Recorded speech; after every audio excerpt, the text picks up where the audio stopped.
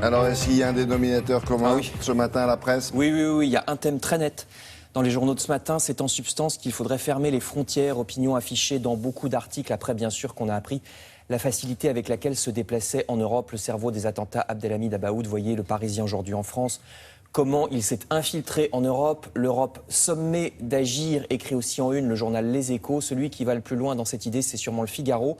L'Europe sans frontières est en accusation, titre le journal. Il faudrait oublier Schengen ou au moins le modifier largement avec un renforcement extrême des frontières extérieures de l'Europe. Je cite le Figaro. Pourtant, attention, semble répondre l'Obs. Attention, est-ce qu'on ne rejette pas un peu vite la responsabilité sur nos partenaires européens afin d'éviter de réfléchir sur nous-mêmes et sur la France? Car le problème est français, montre cette carte dans l'Obs.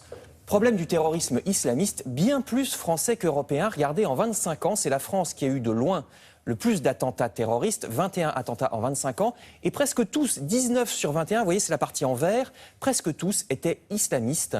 C'est la partie en vert de chaque cercle, vous voyez, nous c'est quasiment que vert. Cette situation n'existe qu'en France, nulle part ailleurs en Europe, même les Anglais ou les Espagnols qui ont beaucoup d'attentats, ils en ont moins que nous, et une faible proportion seulement islamiste. Même mise en garde d'une porte-parole du parti Les Républicains qui déclare, attention, les Molenbeek, ce quartier de Bruxelles sanctuaire des islamistes, des Molenbeek, il y en a partout en France.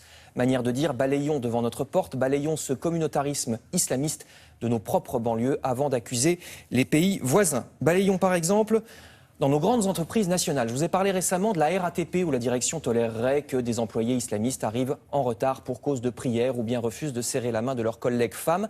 Il y a eu plusieurs articles à ce sujet, mais hélas, il n'y a pas que la RATP, écrit le Figaro. Tension également à Air France, à la SNCF, à la Poste, etc. L'article raconte par exemple qu'à l'aéroport de Roissy, certains personnels au sol refuseraient d'avoir des supérieurs femmes.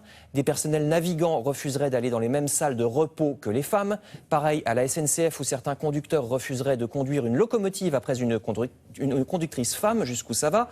Dans une société de ramassage des poubelles, un repas d'entreprise a été boycotté par certains parce que le traiteur était juif, etc., etc. Article édifiant qui dénonce dans ces entreprises la faiblesse de la hiérarchie qui parfois laisse faire. Je cite le Figaro.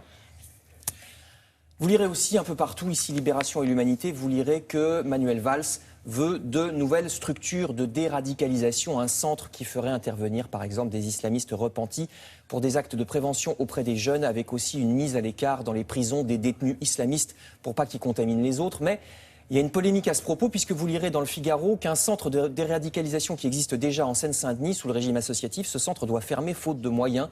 Les subventions promises ne seraient jamais arrivées, dénonce la fondatrice de ce centre-là. Je termine avec une autre accusation. Est-ce qu'on fait bien aussi ce qu'il faut vis-à-vis de l'Afrique? C'est la question posée par Les Échos, parce que l'Afrique aussi est un chaos potentiel à nos portes. C'est le titre de cet article dans Les Échos. Certains pays auront multiplié leur population par 20 en un siècle. Le sujet de la maîtrise des naissances a été complètement oublié en Afrique, dit l'article, avec des millions de jeunes Africains peu scolarisés, désœuvrés et qui seraient le premier terreau des islamistes. Je cite, on parlait autrefois de ce sujet, du contrôle des naissances, mais il semble désormais oublié. Article à lire dans Les Échos. Merci beaucoup, à tout à l'heure Frédéric. Avec Marima Joglou, maintenant on va s'intéresser à ce qui est peut-être un phénomène, ces femmes djihadistes.